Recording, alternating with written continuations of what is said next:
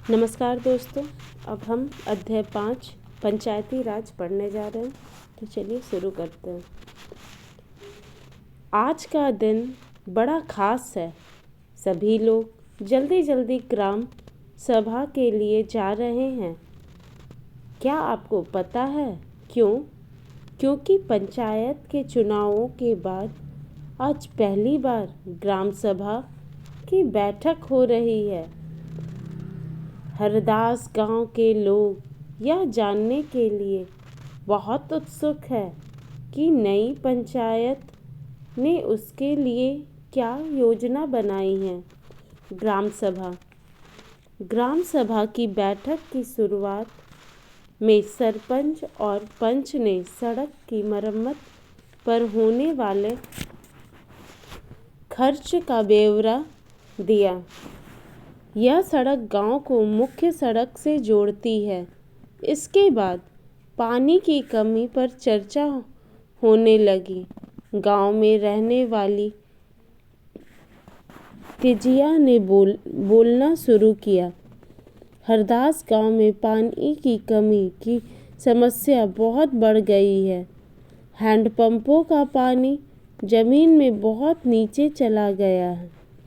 मुश्किल से हैंडपंप में थोड़ा बहुत पानी आता है। औरतों को 3 किलोमीटर दूर सुरू नदी से पानी लेने जाना पड़ता है। एक सदस्य ने सुझाव दिया कि सुरू नदी का पानी पाइप से लाकर गांव में एक बड़ी सी टंकी में भर लेते हैं। उससे पानी की आपूर्ति हो जाएगी। लेकिन दूसरों को लगा कि यह बहुत महंगा पड़ सकता है।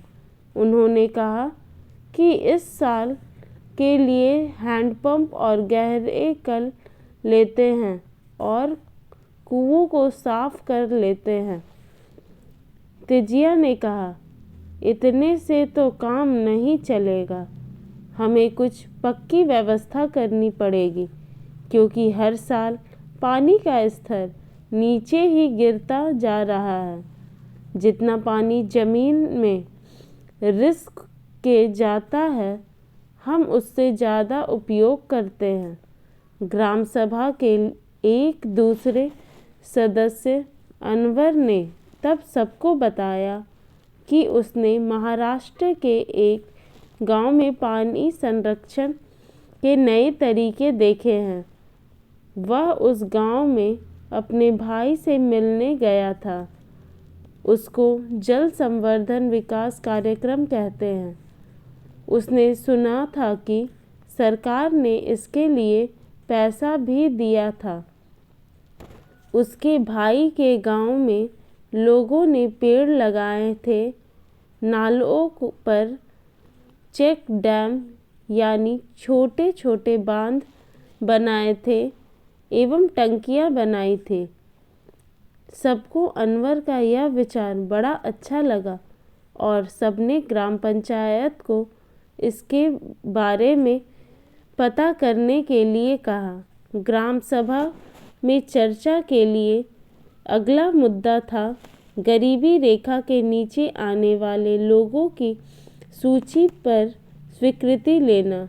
जैसे ही सूची में दर्ज नाम पढ़ने शुरू किए गए, लोगों के बीच खुसर फुसर होने लगी। नटवर ने हाल ही में तो एक रंगीन टेलीविज़न खरीदा है और उसके बेटे ने एक नई मोटरसाइकिल भी भेजी है। वह गरीबी रेखा के नीचे कैसे हो सकता है? सूरजमल ने अपने पास बैठे आदमी से धीरे से कहा। सरोज ने सूखी बाई से कहा, बिरजू का नाम इस सूची में कैसे आ गया? उसके पास तो इतनी जमीन है।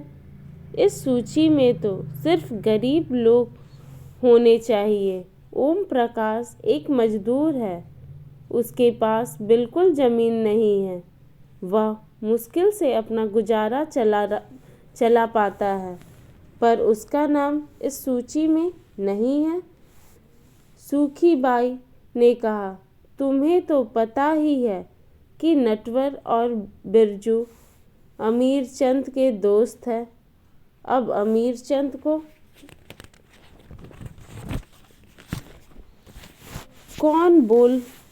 कौन कुछ बोल सकता है। अमीरचंद पहले गांव का जमींदार था और अब भी वह बहुत सारी जमीन का मालिक है, लेकिन हमें ओम प्रकाश का नाम तो सूची में डलवाना ही चाहिए।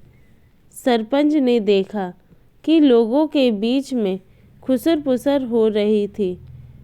उन्होंने पूछा कि अगर किसी को कुछ कहना हो तो कहे। सरोज ने सूरजमल को उकसाने की कोशिश की कि वह नटवर और बिरजू के बारे में पूछे, लेकिन सूरजमल चुपचाप बैठा रहा। अमीरचंद ग्राम सभा में बैठा सब पर निगाह रखे हुए था। सरोज ने उठकर कहा कि ओम प्रकाश का नाम सूची में होना चाहिए। दूसरे लोगों ने भी माना कि ओम प्रकाश का परिवार बहुत गरीब है। सरपंच ने पूछा कि उसका नाम सूची में क्यों नहीं था। जिस शिक्षक ने गरीबी रेखा के नीचे आने वाले परिवारों का सर्वेक्षण किया था, उसने बताया, मैं ओम प्रकाश के घर कई बार गया, पर हर बार वहाँ ताला लगा हुआ था।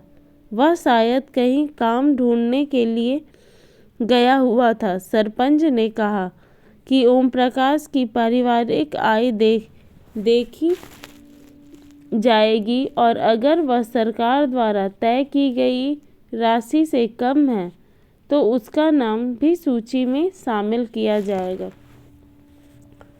ग्राम पंचायत की नियमित रूप से बैठक होती है। उसका मुख्य काम उसके क्षेत्र में आने वाले गांवों में विकास कार्यक्रम लागू करवाना होता है। जैसा कि आपने देखा, ग्राम सभा ही पंचायत के काम को स्वीकृति देता है, तभी पंचायत अपना काम कर पाती है। कुछ राज्यों में ग्राम सभाएं काम करवाने के लिए समितियां बनाती है। उदाहरण के लिए निर्माण समिति। मान लीजिए कि गांव में एक सामुदायिक केंद्र का भवन बनवाना है, तो यह काम निर्माण समिति करेगी। इन समितियों में कुछ सदस्य ग्राम सभा के होते हैं और कुछ पंचायत के। ये दोनों मिलकर गांव के विकास के लिए काम करते हैं। चलिए देखते हैं कि हरदास ग्राम पंचायत ने क्या क्या काम किया। हरदास गांव की ग्राम सभा में पानी की समस्या को सुलझाने के लिए जो विकल्प दिए गए थे, क्या वे आपको याद है? जब हरदास ग्राम पंचायत की बैठक हुई तो कुछ पंचों ने इस मुद्दे को दोबारा उठाया। इस बैठक में सरपंच, पंच और सचिव उपस्थित थे। पंचायत के सदस्यों ने पहले एक कुआं साफ करने और 2 हैंडपंपों को गहरा करने के विकल्प पर सोच विचार किया, ताकि गांव को पानी के बिना ना रहना पड़े। सरपंच ने सुझाव दिया कि चूंकि पंचायत के पास हैंडपंप की देखरेख के मद में कुछ पैसे हैं, सो उन्हीं पैसों को इस काम में लगाया जा सकता है। इस पर सभी सदस्य मान गए और सचिव ने उनके निर्णय को रजिस्टर में दर्ज कर दिया। उसके बाद सभी सदस्य मिलकर समस्या के स्थायी हल पर विचार करने लगे। उनको पता था कि अगली बैठक में ग्राम सभा के सदस्य फिर से प्रश्न पूछेंगे। कुछ पंचों ने शंका जाहिर करते हुए पूछा कि क्या जल संरक्षण से पानी के स्तर में कोई विशेष फर्क पड़ेगा। इस पर बहुत चर्चा हुई। अंत में यह निर्णय हुआ कि ग्राम पंचायत खंड विकास अधिकारी से बात करेंगे इस योजना पर अधिक जानकारी इकट्ठा करेगी। पंचायत के 3 स्तर। हरदास गांव की ग्राम सभा और पंचायत के बारे में पढ़ने के बाद आपको समझ में आ गया होगा कि पंचायती राज व्यवस्था एक ऐसी प्रक्रिया है जिसके द्वारा लोग अपनी सरकार में भाग लेते हैं। पंचायती राज व्यवस्था लोकतांत्रिक सरकार की पहली सीढ़ी है। ग्राम पंचायत ग्राम सभा के प्रति जवाबदेह होती है क्योंकि ग्राम सभा के लोग ही उनको चुनते हैं। पंचायती राज व्यवस्था में लोगों की भागीदारी 2 और स्तरों पर होती है। ग्राम पंचायत के बाद दूसरा स्तर विकास खंड का होता है। इसे जनपद पंचायत या पंचायत समिति कहते हैं। एक पंचायत समिति में कई ग्राम पंचायतें होती है। पंचायत समिति के ऊपर जिला पंचायत या जिला परिषद होता है। यह तीसरा स्तर होता है। जिला परिषद एक जिले के स्तर पर विकास की योजनाएं बनाती है। पंचायत समिति की मदद से जिला परिषद सभी पंचायतों में आवंटित राशि के वितरण की व्यवस्था करती है। संविधान में दिए हुए निर्देशों के आधार पर देश के हर राज्य ने पंचायत से जुड़े कानून बनाए हैं। इसलिए पंचायत संबंधित कानून हर राज्य में कुछ अलग अलग हो सकते हैं।